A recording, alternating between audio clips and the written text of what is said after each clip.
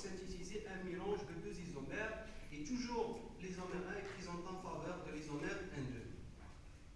Concernant les réactions, l'autre type de réaction qui est la réduction catalytique, notre équipe s'est intéressée à examiner plusieurs nitroindazole, nous citons le 4, le 5, le 6 et le 7, différentes nitrohétéroariles avec le chlorure d'éthane anhydre à reflux d'éthanol suivi de couplage de l'amine correspondante par le chlorure de 4 méthylbenzylphonamide.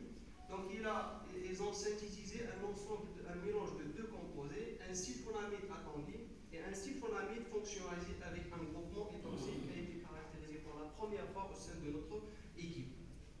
Alors la synthèse de ces composés diversement hétérocycliques, c'est dans quel trajet ou dans quel but? C'est afin d'évaluer son activité biologique, bien sûr.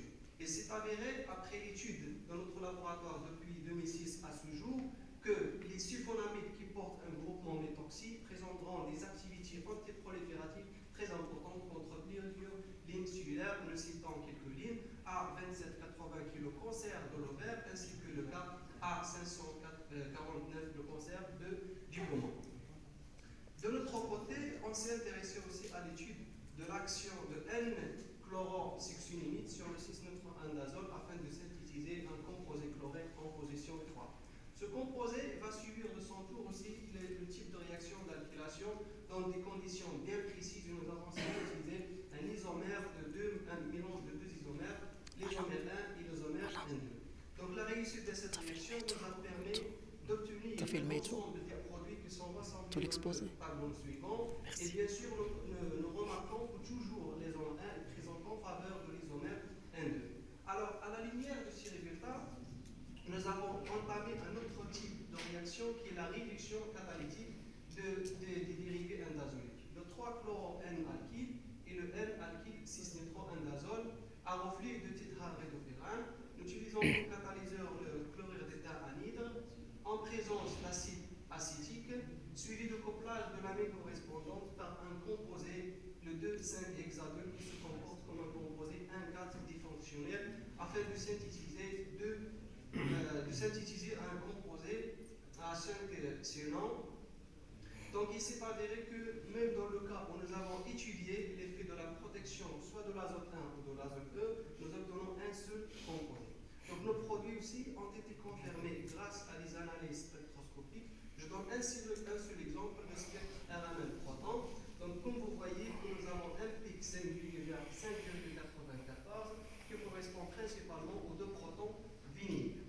Et un autre pic singulier vers 2,06 qui correspond aux deux méthyl de cycle pérol.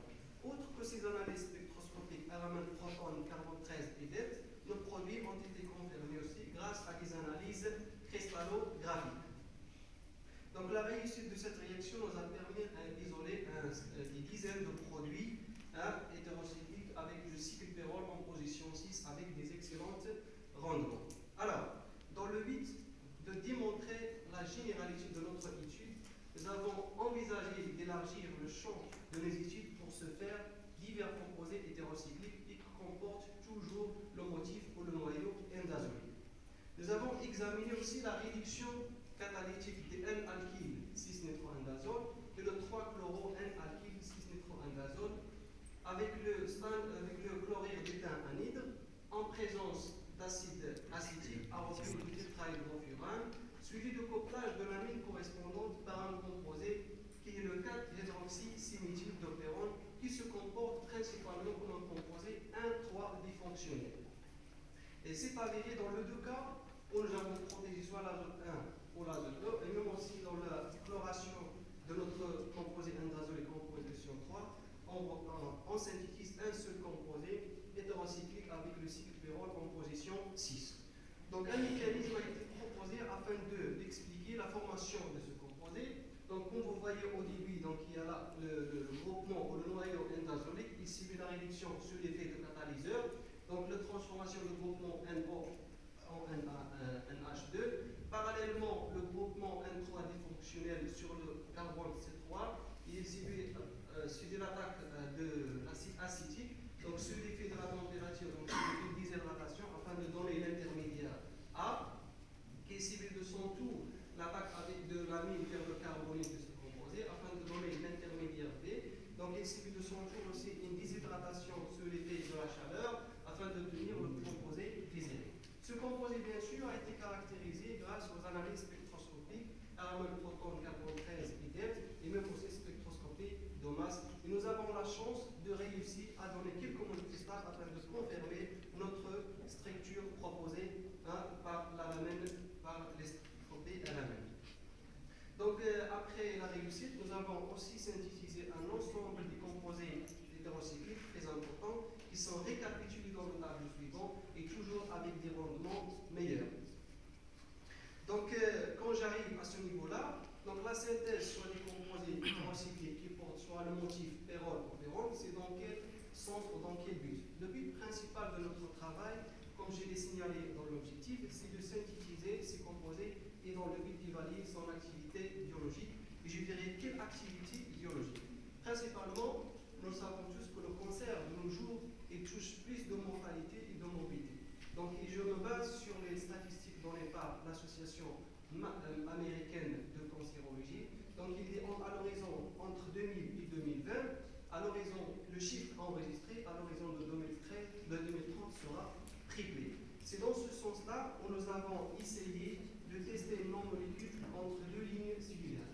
La ligne cellulaire A2780 et A549 qui le concerne soit dans l'ovaire ou le cancer des poumons. Et c'est avéré que la molécule G20 présente une activité anticancéreuse contre les deux lignes cellulaires. Par contre, la molécule G20 et G30 et G33 ne présentent que des activités anticancéreuses contre une seule ligne cellulaire qui est le A2780, le cancer de l'ovaire. Alors, je touche maintenant à la fin de mon exposé. Donc, je récapitule tout ce que nous avons vu depuis le début jusqu'à la fin.